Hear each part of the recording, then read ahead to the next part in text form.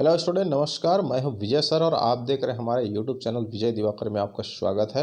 मैं आप लोग को बता रहा हूं छत्तीसगढ़ माध्यमिक शिक्षा मंडल रायपुर शैक्षणिक सत्र 2021-22 माह दिसंबर, असाइनमेंट 5वां, कक्षा 10वीं, विषय विज्ञान। प्रश्न पहला, घरेलू विद्युत परिपथ में घर के सभी उपकरण समांतर क्रम में जोड़े जाते हैं, क्यों?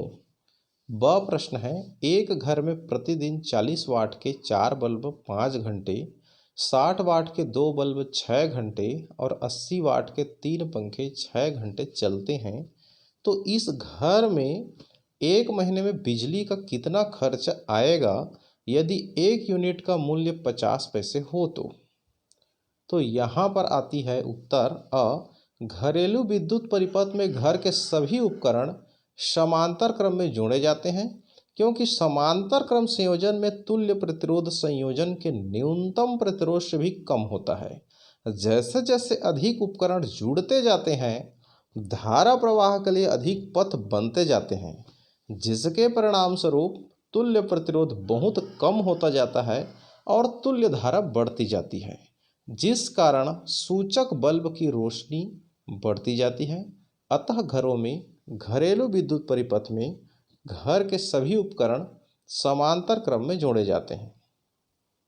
चलिए नेक्स्ट प्रश्न है ब।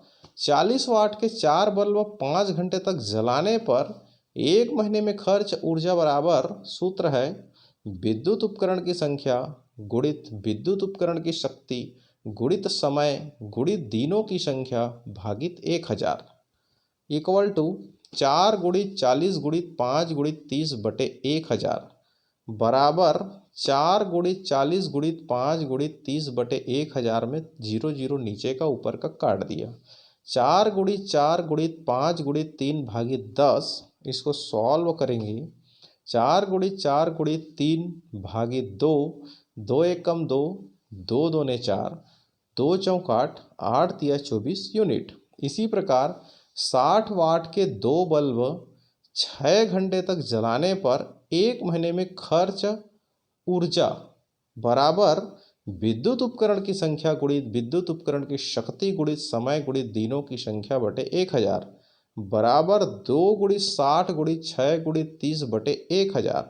सॉल्व करेंगे तो 2 गुणित 60 गुणित 6 गुणित 30 बटे 1000, 0 काट दिए तो 2 गुणित 6 गुणित 6 गुणित 3 बटे 10, सॉल्व किए 6 गुणित 6 गुणित 3 भागित 5, सॉल्व करेंगे 36 गुणित 3 बटे 5, 108 बटे 5, काट दिए तो 21.6 यूनिट।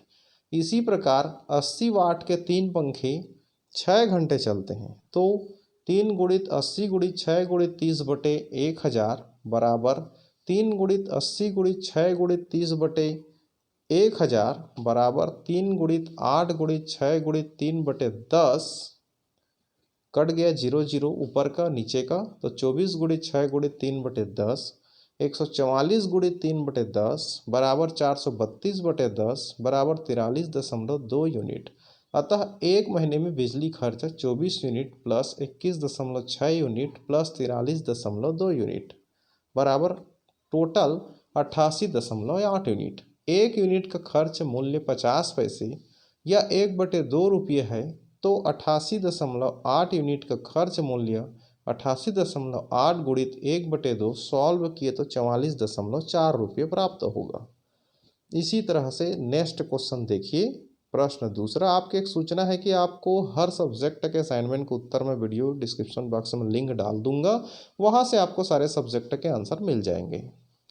प्रश्न दूसरा, प्रत्यावर्ती विद्युत धारा जनित्र का वर्णन निम्नांकित शीर्षकों के अंतर्गत कीजिए।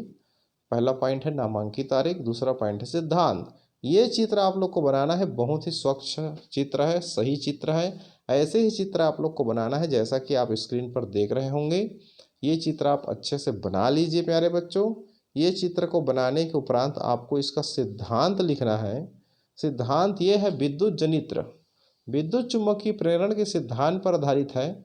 जब किसी कुंडली को उसके अक्ष पर चुंबकीय क्षेत्र बल रेखाओं के लंबवत घुमाया जाता है तो कुंडली से गुजरने वाली चुंबकीय रेखाओं में परिवर्तन होता है और विभवांतर प्रेरित होता है। जिसके कारण कुंडली में प्रेरित धारा उत्पन्न हो जाती है। इस सिद्धांत का उपयोग घरों तथा उद्योगों के लिए अत्यधिक परिमाण की विद्युत धारा उत्पन्न करने के लिए भी किया जाता है। प्रश्न तीसरा, निम्नलिखित हार्मोन्स के कार्य लिखिए। Gibberellin, cytokinin, thyroxine, testosterone. उत्तर पहला, जिब्रेलिन। यह छोटे आकार की प्रजातियों में तने वृद्धि करता है, बीज रहित फलों के निर्माण में सहायता देता है, पत्तियों के आकार में वृद्धि करता है, लंबी दीर्घ कलिका वाले पौधों के बीजों में छोटी दीप्त कलिक परिस्थितियों में अंकुरण में वृद्धि करता है। दूसरा है साइटोकाइनिन। यह कोशिका विभाजन, कोशिका विस्तारण और विभेदन को बढ़ाता है। यह पौधों के अंगों की जीर्णता को रोकता है। यह शीर्षस्थ प्रभाविता को रोकता है। थायरॉक्सिन। थायरॉक्सिन हार्मोन वसा, प्रोटीन और कार्बोहाइड्रेट के मेटाबॉलिज्म को बढ़ाता है। यह रक्त में शर्करा, कोलेस्ट्रॉल तथा फास्फोलिपिड की मात्रा को कम कर देता है। लाल रक्त कोशिका के निर्माण को बढ़ाकर रक्त अल्पता की रोकथाम करता है। चौथा, टेस्टोस्टेरोन। टेस्टोस्टेरोन हार्मोन पुरुष के अंडकोश में पैदा होता है। आमतौर पर इसे मर्दाग्नि के रूप में देखा जाता है। यह पुरुषों को यौन शक्ति प्रदान करती है। यौन रूप से विकसित होने में इस हार्मोन का महत्वपूर्ण योगदान है। इसकी कमी से लैंगिक विकास प्रभावित होता है।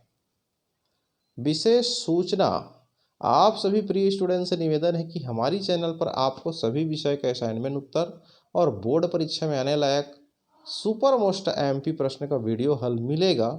इसके लिए आप इस चैनल को सब्सक्राइब करके बेल आइकन की घंटी ज़रूर दबाएं।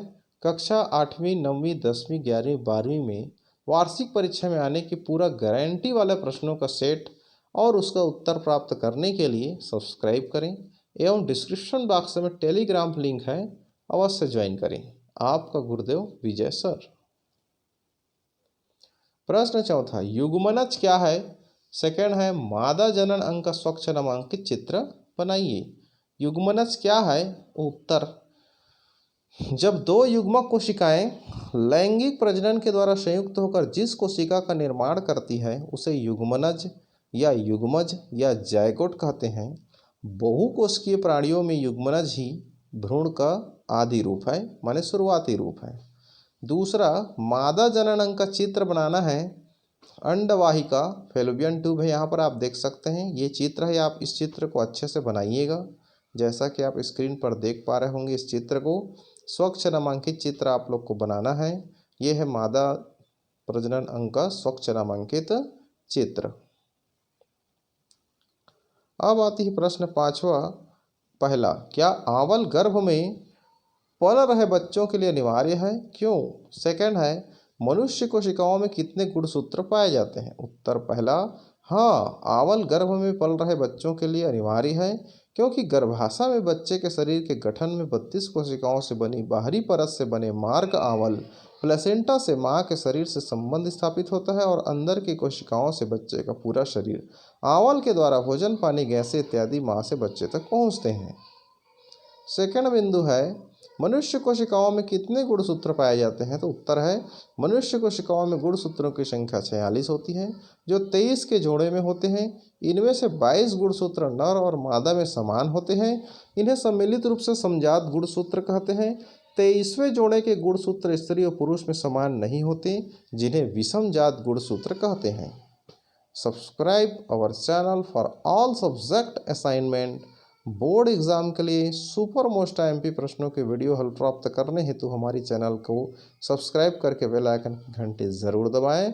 आप सभी प्यारे स्टूडेंट के लिए एक विशेष सूचना और है कि वार्षिक परीक्षा, अर्धवार्षिक परीक्षा में आने लायक सुपर मोस्ट एमपी प्रश्न, मॉडल क्वेश्चन पेपर हमारी एक नया चैनल नॉलेज ऑफ लाइफ में आपको मिलेगा।